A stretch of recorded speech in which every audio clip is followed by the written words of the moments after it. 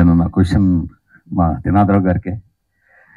త్రినాథరావు గారు, దీని గురించి మీరు డైరెక్టర్ కాదు కాబట్టి మిమ్మల్ని డైరెక్షన్ గురించి ఏం అడగలేదు నేను, బట్ మీరు ఈ సినిమా ప్రొడ్యూసర్ కాబట్టి సో ఆ లెక్కలే అడుగుతా. ఈ సినిమాకి మీరు రియల్ ప్రొడ్యూసరా? అదే ఇప్పుడు వీరగుండ కూడా అదే చెప్పా. బేసికల్లీ ఈ సినిమాకి ఏదో నేను టైటిల్ వేసుకున్నంత మాత్రం ఏదో ఆ టైప్ ప్రొడ్యూసర్ కాదు. మొత్తం 9 ఏళ్ళు ప్రొడక్షన్ చేసి అట్ ద సేమ్ టైం డబ్బు ఇన్వెస్ట్ చేసి, అది నేను అడిగి డబ్బు మీరు పెట్టారా అని అడుగుతాను. డబ్బు కూడా పెట్టారా? ఎంత అయింది సార్ బడ్జెట్? ఇంచుమించుగా 5+ అయిందండి. అంటే నేను విన్నది వేరుగా ఉంది, అందుకే నేను అలా అడుగుతున్నా. ఏం విన్నారు మీరు? ఈ సినిమాకి మీరు 3-4 కోట్ల సినిమా తీస్తా అని చెప్పారని, బట్ ఇది 8-9 కోట్లు చేశారని, దానివల్ల ఒరిజినల్ నిర్మాతలు ఎవరైతే ఉన్నారో నిర్మాతలు వాళ్ళు చాలా ఇబ్బందులు పడ్డారని, ఇవాళ ఈ స్టేజ్ తీసుకురావడానికి వాళ్ళు చాలా చాలా చాలా ఇబ్బందులు పడ్డారని ఎంతవరకు నిజం? అయితే ఇప్పుడు ఎవరు ఒరిజినల్ నిర్మాత ఎవరు చూడమని గారు నేనే ఇద్దరునే అంటే రాలేదు ఆవిడ. అది ఓకే. సినిమా తీస్తానని నేను ఎప్పుడు వాళ్ళకి చెప్పలా. వాళ్ళు వచ్చి అడిగారు. ఒకటి నాకు పెద్ద అప్పుడు ఇంట్రెస్ట్ లేదు ప్రొడక్షన్ మీద, ఎప్పుడో పెడదామని కానీ ప్రొద్దులే అనేసుకున్నా. కానీ వచ్చి అడిగారు, 2-3 సార్లు అడిగారు. 2-3 సార్లు చాలాసార్లు వచ్చి అడిగారు. అడిగితే సరే ఇప్పుడు అది నువ్వు కార్తీక్ ఒక 5 అవుద్దన్నా అన్నాడు. అంటే అప్పుడు వాళ్ళ దగ్గర ఆల్రెడీ కొంత ఉంది, కొంత వచ్చారు. సరే రిమైనింగ్ సెట్ చేద్దాం రండి నెమ్మదిగా అని చెప్పి ఇంకా అలా స్టార్ట్ చేసాం. కలిసి కూర్చొని స్టార్ట్ చేసి అలా ప్రతి దాంట్లోనే ఆవిడకి అన్ని తెలుసు. కొత్తగా ఆవిడ చెప్పకుండా ఏం చేసేది లేదు, ఇందులోని ఎక్కడ ఏం చేసేది లేదు, ఇక్కడ ఎవరో 1 రూపాయి తినేది లేదు, ఏం లేదు. ఆవిడ ఇప్పుడు అన్ని ఎవ్రీథింగ్ టెనోస్. అంటే తినేయడం ఏం లేదు, ఇందులో ఖర్చు పెట్టించడమే ఉంటుంది కదా. ఖర్చు పెట్టించడం అంటే ఇప్పుడు ఆమె డైరెక్టర్ యాక్చువల్లీ ఏదో మంచి విజువల్ చెప్తాడు నిఖిల్. నేను దాన్ని నాకు నచ్చింది అనుకోండి, ఆ విషయంలో నేను కొంచెం స్టెప్ ఫార్వర్డ్ వేసా. ఎందుకంటే ఇది బాగుంది, పర్వాలేదు, ఇది కావాలి, కొద్దిగా బ్యాలెన్స్ చేద్దామండి అని చెప్పి చూడమని గారికి వాళ్ళకి చెప్పడం, వాళ్ళు పర్లేదు డైరెక్టర్ గారు అన్ని కలిసి తీసుకున్న డెసిషన్స్ కానీ ఇండివిజువల్ డెసిషన్స్ ఇక్కడ లేవు. బట్ ఒక చిన్న హీరో ఏదో ఒక కొద్దిపాటి బడ్జెట్ తోటి మీ దగ్గరకు వచ్చి హీరోగా నిలదొక్కోవాలని వాళ్ళ బంధువులు వాళ్ళు వచ్చి మీ దగ్గరికి వచ్చి ఒక చిన్న సినిమా తీసి పెట్టండి, మీ బ్యానర్ వేసుకోండి అని చెప్పినప్పుడు మీరు వాళ్ళకు వీలైనంత స్ట్రెయిన్ అవ్వకుండా తీయాలి, కానీ వాళ్ళకి డబ్బులు తీ స్ట్రెయిన్ అయిపోయేలాగా డబ్బులు తీ అని ఎప్పుడు స్ట్రెయిన్ పెట్టలా. ఇంకా నేనే కాదు, డబుల్ ది అమౌంట్ అని దాదాపు 9 కోట్ల సినిమా ఖర్చు పెట్టండి ఈ రోజుల్లో. 9 కోట్లు అవ్వలేదు, అది రాంగ్ ఇన్ఫర్మేషన్ ఏదో, కానీ అంత అవ్వలేదు. కానీ బట్ ఈ సినిమాకి అనుకున్న దానికన్నా కొంచెం ఎక్కువ అయింది. నేనే చెప్తున్నాను కదా, నిర్మాత కదా, మీరే చెప్పాలి. అందుకే కదా. ఇప్పుడు నాకు కూడా నా డబ్బు కూడా ఉందండి, నేనెవరు చెప్పుకోవాలి బాధలు, అది కాదు విషయం ఇక్కడ. సో ఏంటంటే సినిమాని ఇప్పుడు కార్తీక్ అంటే పెట్టుకున్నాం, మంచి పెద్ద టెక్నీషియన్ పెట్టుకున్న తర్వాత మనం అనుకున్నట్టుగానే తీద్దాం సినిమా. అది 3 కోట్లు సినిమా తీద్దామని అసలు అనుకునే లేదు. బట్ కార్తీక్ అట్టమనేని గారిని పెట్టుకోవడం వల్ల what is the use? Definite గా ఈ సినిమా ఏంటంటే కొంచెం టెక్నికల్ గా వర్కౌట్ అవ్వాలండి. ఆయన కార్తీక్ గారు కథ పెట్టినప్పుడే నాకు అర్థమైపోయింది, ఓహో ఇది కొంచెం టెక్నికల్ గా సపోర్ట్ చేయాలి మనం ప్రొడ్యూసర్స్ గా, ఇది చేద్దామని ముందుగానే ప్రిపేర్ అయిపోవాలి అని అనుకున్నాం. ఎందుకంటే అలా చేస్తేనే అది బాగుంటుంది సినిమా, లేక బాగోదు. కరెక్టే సార్. ఇప్పుడు మీలాంటి పెద్దవాళ్ళు ఆ పెద్ద పేర్ల కోసం వెళ్ళడం వల్ల బడ్జెటే తప్ప, ఈ సినిమాలో హిమాలయస్ లో ఎక్కడ ఒక సాంగ్ తీశారు కదా, ఆ సాంగ్ చాలా బాగా వచ్చింది, విజువల్ కూడా చూశాను. అది కార్తీక్ ఘట్టంలో తీశారా? ఏది ఆ పాట కార్తీక్ ఘట్టంలో తీశారా? లదాఖ్ సాంగ్ కార్తీక్ గారు రాలేదు ఆ సాంగ్ కి, మరి ఇంకా ఆయన గైడెన్స్ తోనే చేసాం. అదే సార్, ఒక అసిస్టెంట్ వచ్చాడు లదాఖ్ లో అంత అద్భుతంగా పాట తీసినప్పుడు ఎక్కువ ఫీజు పెట్టి కార్తీక్ ఘట్టం తీసుకోవడం వల్ల ఏంటి యూజ్? కార్తీక్ ఘట్టం ఆయన మంచి డిఓపి, సో ఇక్కడ ఏం తీసుకోవాలని యూజ్ అంటే నా ఉద్దేశం ఏంటంటే కార్తీక్ ఘట్టం తప్పు చేయడం కాదు సార్. మీలాంటి సీనియర్లు ఒక అప్కమింగ్ హీరో ఒకళ్ళు ప్రొడ్యూసర్లు వచ్చినప్పుడు బెస్ట్ చిన్న వాళ్ళు ఎవరున్నారు, ఎక్కడ ఉండే టాలెంట్ పట్టుకుని, ఇప్పుడు కార్తీక్ ఘట్టం అసిస్టెంట్ ఎవరు వచ్చారు, సో ఆ టాలెంట్ మీరే ముందు పసిగట్టి అతనే డైరెక్ట్ ఫోటోగ్రాఫర్ పెట్టుకుని ఉంటుంది. అదేనండి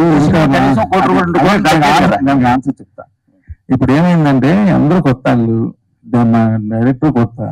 ఇది నా అభిప్రాయం ఎలా ఉంటుందంటే, ఇలా కొంచెం సపోర్టివ్ టీం ఇస్తే బాగుంటది, లేదంటే పాప మళ్ళీ ఇబ్బంది పడతారు. ఇదే పెద్ద సపోర్ట్ కదా. నా సపోర్ట్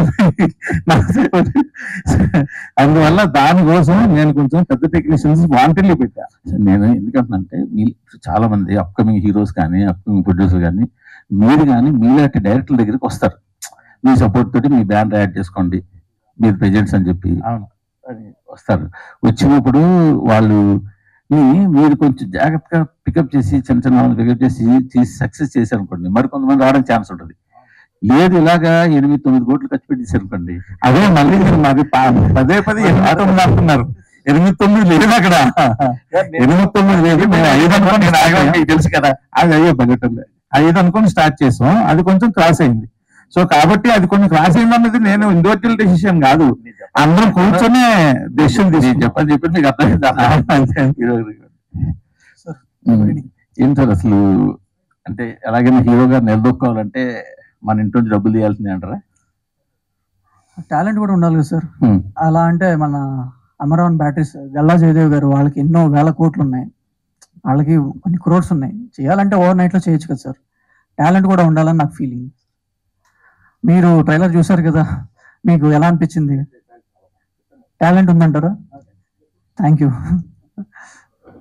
శ్రీనాథరావు గారు ఏమండి సార్, ఇందాక హీరో గారు కూడా అన్నారు రిలీజ్ కష్టాలు చాలా చూసాం, మా అందరికన్నా శ్రీనాథరావు గారు చాలా ఇబ్బంది పడ్డది సినిమా విషయంలోని. లైక్ అంటే మీరు ముందు ఒక డేట్ వేసారు, మళ్ళీ పోస్ట్ పోన్ చేశారు, థియేటర్స్ ఇష్యూ కూడా ఆయన కూడా అంటున్నారు. సో థియేటర్స్ ఇష్యూ మెయిన్ గా ఉందండి. అందుకే నేను మాట్లాడిన థియేటర్స్ ఇష్యూ అన్నా. థియేటర్స్ ఒకవేళ ఎక్కువ ఇచ్చినా అన్ని థియేటర్లో రిలీజ్ చేయలేని పరిస్థితి మాది అన్న. సో థియేటర్స్ ఇష్యూ అన్నా.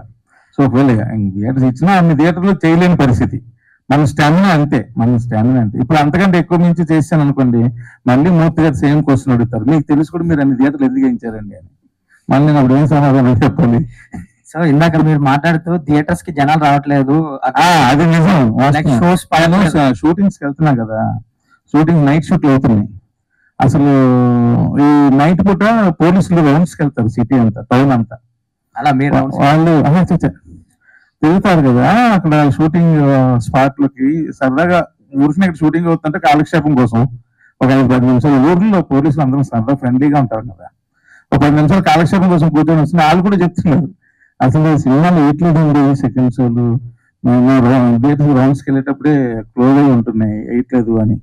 అలా తర్వాత నేను కూడా వెళ్ళాను, అసలు పడట్లేదు, ఏ షోలో పడట్లేదు. పాపం ఆ థియేటర్ ఓనర్స్ వాళ్ళు కూడా, నేను వెళ్తే జనరల్ గా డైరెక్టర్ కదా, ఓనర్ ఏదో షేర్ చేసుకుంటారు వాళ్ళ యొక్క కష్ట సుఖాలన్నీ.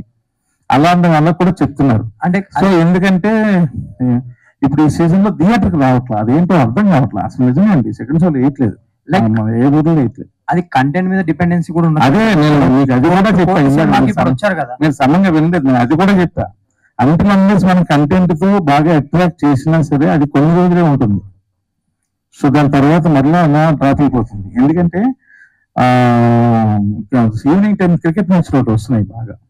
సో క్రికెట్ మ్యాచ్లు ఎక్కువ చూస్తున్నారు, థియేటర్కి రావట్లేదు, ఇంట్లోనే కూర్చుంటున్నారు. సో మాక్సిమం మనం ఏదో ఊరికి ఇక్కడ మీరు నన్ను రైట్ చేయడానికి క్వశ్చన్ అడగడం, నేను ఏదో చెప్పడం, ఈ మన మధ్య కాలక్షేపం బాగా ఉంటుంది. కానీ రియాలిటీస్కి వెళ్తే అక్కడ ఎవరు థియేటర్కి రావట్లేదు ఎవరు. సో అందరూ నేను కలర్ చూసా, ఇక్కడ నుంచి 4 రోజుల నుంచి బయట షూటింగ్ చేస్తున్నా, 1 మంత్ నుంచి అన్ని థియేటర్కి వెళ్ళి చూస్తున్నా. ఏంటి పరిస్థితి అనిపించింది, ఏంటి ఇలా ఉంటే ఏంటి పరిస్థితి, అదేంటి కంటెంట్ మనం అలా అనుకున్నాం, మళ్ళీ దీనికి ఎంత ఖర్చు పెట్టాం అనుకున్నాం, నేను ఇది అనుకున్నాం, ఇక్కడ ఏంటి ఎవరు లేరు, ఇలాంటి పాపం అనుకుని నాకే అనిపించింది. సో అందుకని ఇందాక నేను రిక్వెస్ట్ చేసింది అదే, థియేటర్కి రండి అని అంత గట్టిగా ఎందుకు అరిచానంటే రమ్మని చెప్పడం కోసం నా ప్రయత్నం అది. ఆల్ ది బెస్ట్ అండి.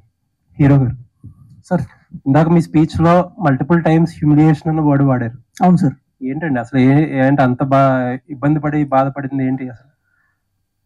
ఈ సినిమా ఫస్ట్ డిజిటల్ వాళ్ళకి చూపించాం, ఓటీటీ వాళ్ళకి. సో వాళ్ళ సినిమా నచ్చింది. వాళ్ళు ఏంటంటే కొత్త వాళ్ళు, ఇదే ఉంది పేరు, కొత్త వాళ్ళు, ఫస్ట్ మీరు రిలీజ్ చేయండి, హిట్ అయితే తీసుకుందాం. సో ఇదే ఉంది. సో కొత్త వాళ్ళు అయితే ఇప్పుడు కోర్టు కూడా కొత్త వాళ్ళే, దాని వెనకాల ఉంది నాని అన్న, కేవలం ఆయన చూసే వచ్చారు. అట్ ద సేమ్ టైం సినిమాలో కథ ఉంది. సో ఆ ఆస్పెక్ట్ ఆ గ్రౌండ్స్ లో మీరు ఆలోచించి చేయొచ్చు కదా.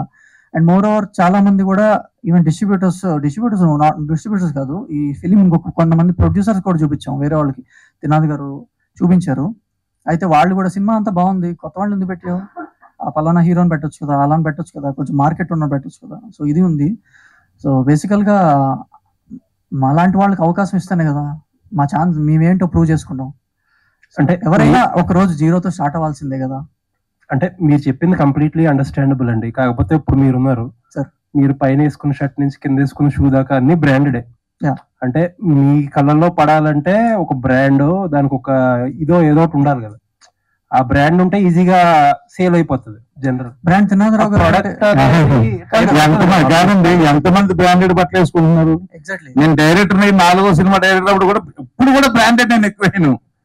ఏది బ్రాండెడ్ అంటే బ్రాండెడ్ మీ చుట్టూ తిరిగే సొసైటీలో బ్రాండెడ్, అదే సొసైటీ బ్రాండ్. నేను అనేది ఏంటంటే ఇప్పుడు చిన్నవాళ్ళైనా సరే దానికి ఉండే స్ట్రగుల్ ఉంటది కదా. ఇప్పుడు ఇన్ఫాక్ట్ మీరు కూడా ఆయన బ్రాండ్ తెచ్చుకున్నారు, అది యాడ్ చేసుకున్న బ్రాండ్ కావాల్సిందే కదా. సినిమా మొత్తం ఉన్న బ్రాండ్ సార్. ఇప్పుడు నాగేంద్ర గారు పెద్ద పెద్ద సినిమాలు చేశారు, కార్తీక్ ఘట్టం పెద్ద సినిమాలు చేశారు. అదే నేను అనేది ఏంటంటే మీరు హ్యూమిలియేషన్ అనడానికి కూడా మీ వేలో మీరు కరెక్ట్ అవ్వచ్చు కానీ, బట్ ఇది అంతా part of the struggle.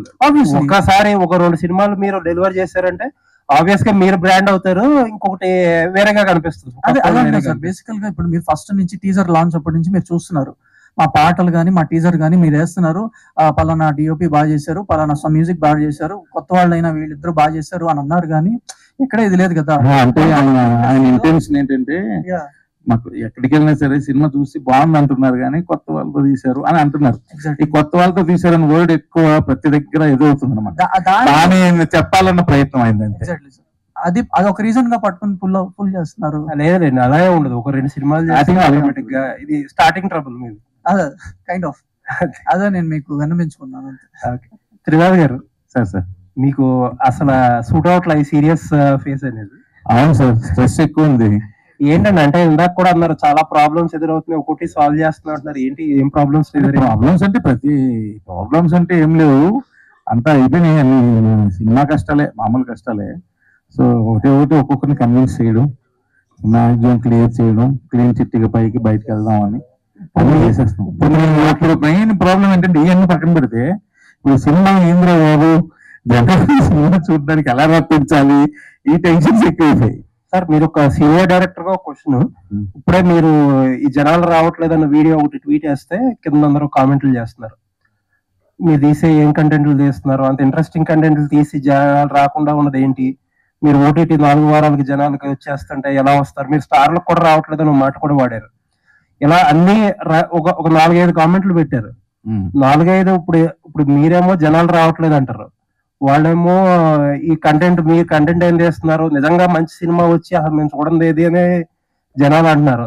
OTT 4 వారాలకి మీకు లేకపోవచ్చు కానీ కన్వీనియంట్ గా ఉన్న వాళ్ళందరూ 4 వారాలకి ఇచ్చేసి అవసరమైన చోట్ల ఏమో టికెట్ రేట్లు తెచ్చేసుకుని రకరకాల పిండి